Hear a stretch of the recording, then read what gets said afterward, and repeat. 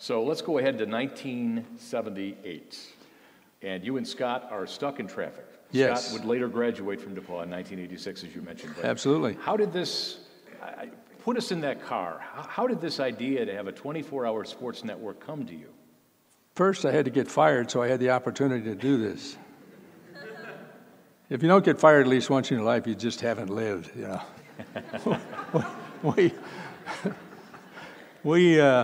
I was working with the Hartford Whalers as their communications director. They missed the playoffs. They fired everybody in the front office. We never skated in any of the losses or wins of the team, but anyway, they threw us out.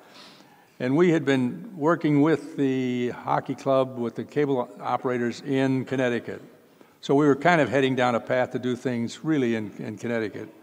But then getting fired by the Whalers didn't endear them to me, so I didn't want to talk to the Whalers. But we held a bunch of conversations with some cable operators in Connecticut, and one of them gave us the best advice there was. And this led me to adapt early on to don't ever be afraid to ask a question. He said, I've got the number for the RCA SATCOM division sales office in New York City. Here it is. Just call them. And I'm thinking, little guy from the south side of Chicago, I've just been fired. I've been, you know, what am I going to do? But then I also thought I had 3 kids in school, so that kind of helped out.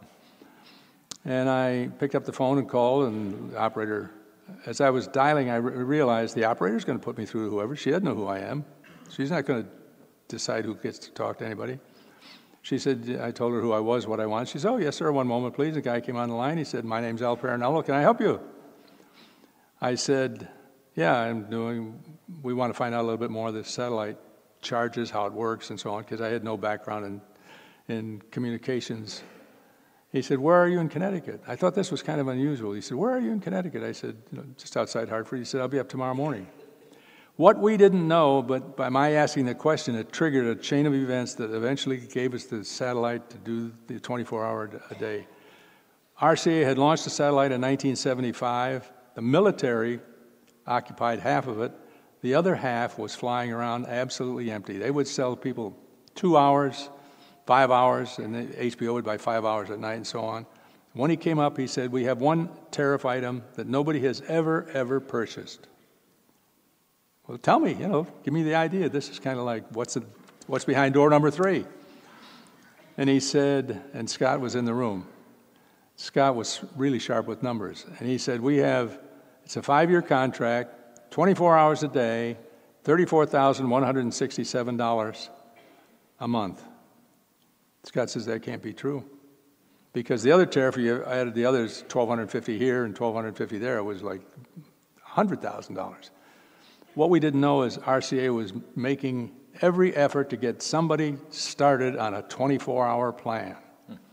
We said, we talked about it, called him back the next morning, and my scientific knowledge comes into play. I said, Al, we'll take one of those things. Because he had told us he told us it was a transponder, but I didn't know that. I said, we'll take one of those. He said, one of what things? One of those 24-hour things we talked about yesterday. He said, you will? He was really surprised that we would take it. So that was really the genesis of what turned out to be ESPN. We now had the satellite. We were driving down to my daughter's birthday on August 16th in the car that you were referring to.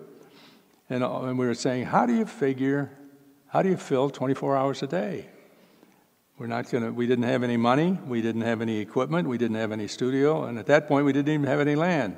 But those were minor details. They'd come in due time. And they came in due time. And I've often thought about that when we talked to that one phone call to RCA, because you never, ever know what the other guy's business is and how it might work with yours and back and forth. And so I've always never stopped asking questions. Yeah. And we were on the road to New Jersey. And I was driving, Scott's in the right seat. We got stuck in a traffic jam outside Waterbury, Connecticut, and he decided to take a nap. And he's laying there, and what are we going to play? What are we going to do? What are we going to do? So he leaned over and kind of and he just leaned. He said, I don't play football all day for I care. Guess what? The NCAA has more football games than you can put on. They have more basketball games, and it just kept growing. And in fact, that led us to the idea to pick up the phone and call John Toner at the University of Connecticut, who was the incoming, I didn't know this at the time either, incoming president of the NCAA. He was also very, very enthused about what we might do for the University of Connecticut in the state of Connecticut.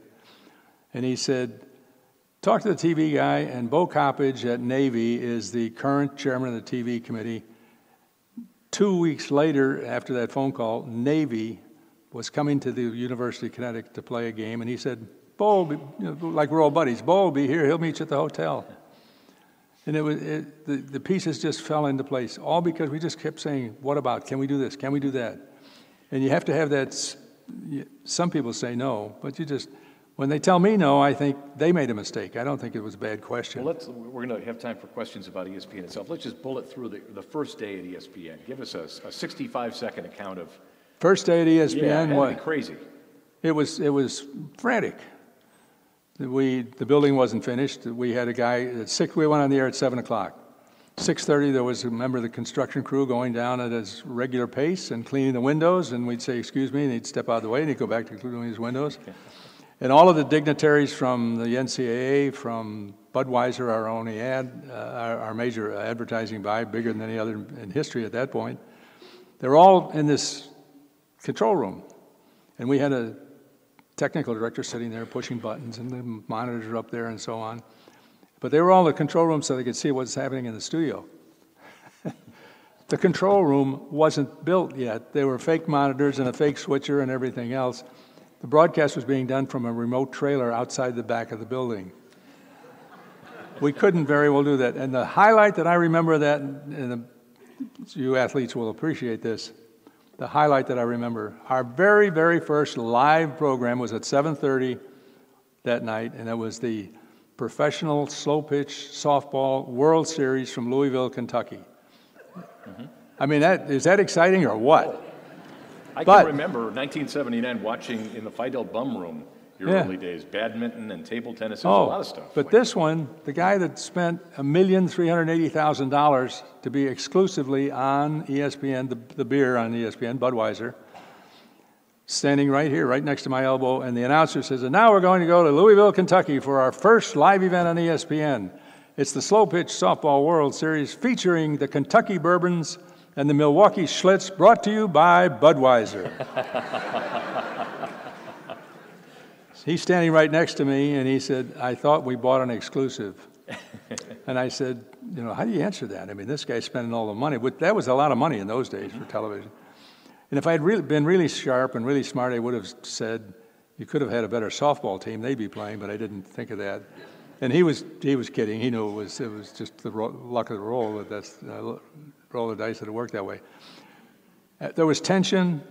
We didn't know how long we could go. Nobody had ever gone past 1 o'clock in the morning. Even when I was in television, when Robert Kennedy was assassinated in the late 1960s, when Richard Nixon resigned in the 1970s, didn't hear, none of the networks went past midnight. They just stopped. That's it. Because television then was New York-centric. If it didn't fly in New York, they didn't really care about the rest of us. And they figured everybody in New York, in the Eastern time zones, asleep by 1 o'clock, so that was it. It ended. And we kept going. So we started at 7 o'clock. We went through till 5 o'clock Monday morning. So we went around the clock nearly 60 hours. And nobody had ever done that. And the intriguing thing is they told us it couldn't be done. And our president at that time that we had hired in July was Chet Simmons, the former president of NBC Sports, who was the single most vocal opponent of ESPN right up until we hired him. When he found out his contract wasn't going to be renewed, he thought cable TV sports was a great idea. And that night, we got some interesting reaction from around the country. And as the years have gone by, I have found out that some kids who were 5 or 6 said, I remember my dad telling me, you have to watch this because someday this is going to be a great thing. And I have had athletes who've played at Alabama and played professional sports come up to me and say, I was a kid and my dad told me this, or I watched you when I was 5 years old or something. It's a pretty amazing story.